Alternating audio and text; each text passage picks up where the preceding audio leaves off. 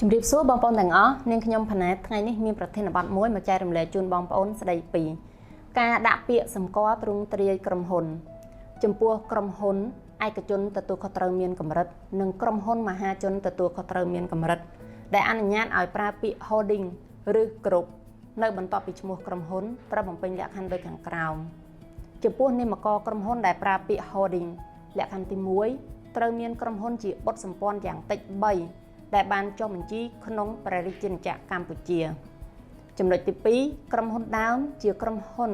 ដែលមានកម្មវត្ថុអាជីវកម្មលេខ642ស្ដីពីសកម្មភាពរបស់ក្រុមហ៊ុនភិកហ៊ុននិងផ្ដល់ទុនទៅឲ្យក្រុមហ៊ុនដែលជាបុត្រសម្ព័ន្ធដើម្បីធ្វើពាណិជ្ជកម្មក្រុមហ៊ុនដើមមិនអាចធ្វើសកម្មភាពពាណិជ្ជកម្មដោយផ្ទាល់បានឡើយចំណុចទី3ក្រុមហ៊ុនដើមត្រូវកាន់កាប់ភាគហ៊ុនដែលមានសិទ្ធិបោះឆ្នោតយ៉ាងតិច 51% នៅក្នុងក្រុមហ៊ុនជាបុត្រសម្ព័ន្ធនីមួយៗចំណែកឯនាមករក្រុមហ៊ុនដែលប្រើពាក្យ group លក្ខខណ្ឌទី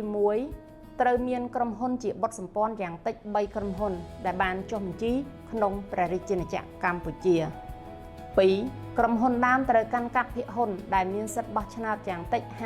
51% នៅក្នុងក្រុមហ៊ុនជាបុត្រសម្ព័ន្ធនីមួយៗចំពោះការទទួលស្គាល់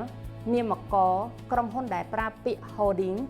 ឬ group ឬនាមករដែលមានលក្ខណៈស្រដៀងគ្នាត្រូវមានសេចក្តីសម្រេចដោយលិខិតអនុញ្ញាតរបស់ក្រសួងពាណិជ្ជកម្ម